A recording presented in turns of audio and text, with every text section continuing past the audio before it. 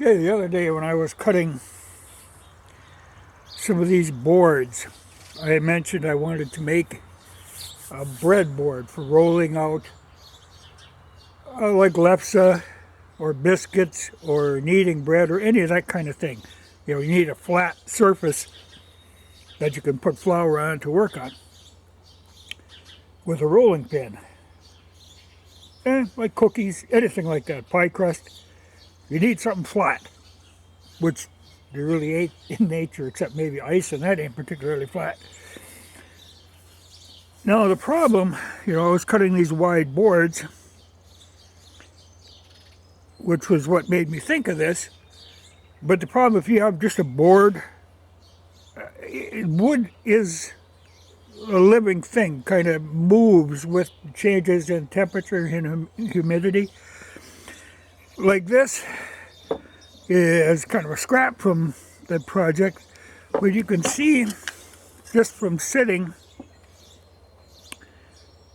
now it's got quite a bow in it already. You know, so it would be a nuisance to try to keep something like that flat without putting some edging on it. So my theory was to put an edge of oak with the grain running the other way on them. And the way I did that was to kind of dovetail it in by cutting this piece down and then cutting a groove in the oak, like what you see there.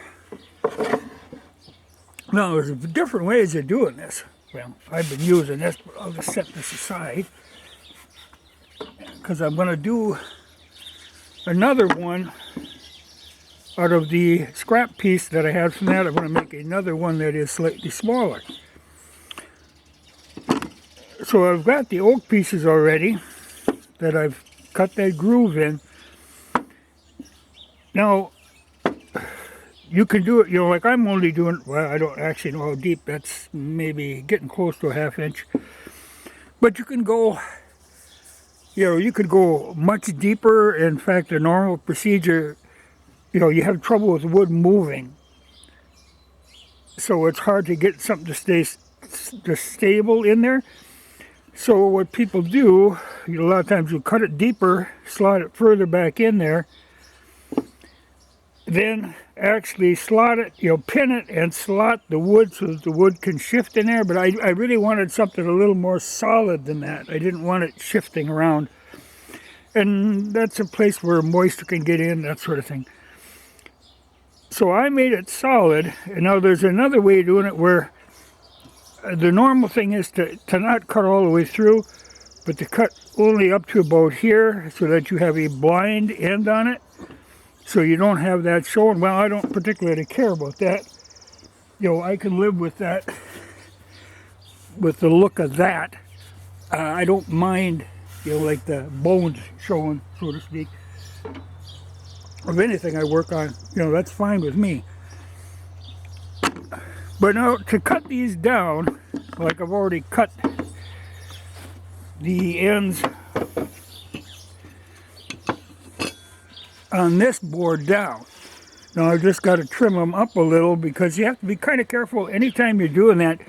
The tendency is to try to make it fit flush. Well, you really don't want it. Anytime you're tongue and grooving, you want a little gap behind. You don't want it bottoming out on it, is what I'm saying. Now, the way I did it with this table saw, and this is a cheap old Delta table saw that I bought years ago. I just beat the snot out of it. Nothing fancy, but it's worked for many years. But I'm using these, what are they, Vermont American dado blade sets that you can buy. I think they're around $50. You get 2 outside cutter blades, and then you can space them out. And this is actually the spacing that I was using with one of these chippers in between, but I think it comes with 4 or 5 of the chipper sets. And they work good. And like I said, they're like $50. And the saw's got plenty of power to run them even through this oak. And like I say, this is a cheap saw. Now, the complaint I hear sometimes about them is that they don't make a really smooth cut. Well, in a way, that's kind of all right. Because when you're putting pieces together like that, you want something for the glue to grip on. You know, if it's completely smooth, the glue isn't going to grip as well as if you've got just a little roughness to it. A little, like here you can see where the line is for each of the blades. So just a small line, but that works. And then to fit this down, I'm using just this cheap plane. This is the one I got the other day, but I've got like 4 or 5 of those little things. You know, like I say, you run across them all the time. They're very handy plane. But that's what I'm going to do, is glue this one up. I like the way that works. I've used the dado set much more than I ever thought I would have. And it works both in a table saw and in a radial arm saw. But there's a lot of joints that this works really well for making. But like I said, there's no trouble cutting that oak. But what I do now, you know, like this is just a rough board, but I've got my edges cut, got my grooves in these. I'll glue this up. Of course, it's extra long. Then after it's clamped and glued, let it dry for a while. Then I'll cut the ends off and plane it so that the edges match. And, oh, to keep this wood from moving, you know, after to end up warping like this. Now, these are going to help, but you want to keep it from getting cold or damp and drying out, and it'll just warp it. So after I got done with it, I actually pine tarred the whole thing. And then, after the pine tar was soaked in, especially like say on the end grain and stuff, because I don't want moisture working, just moisture out of the air, because this is working dry all the time. But humidity changes all the time, and that's what warps wood.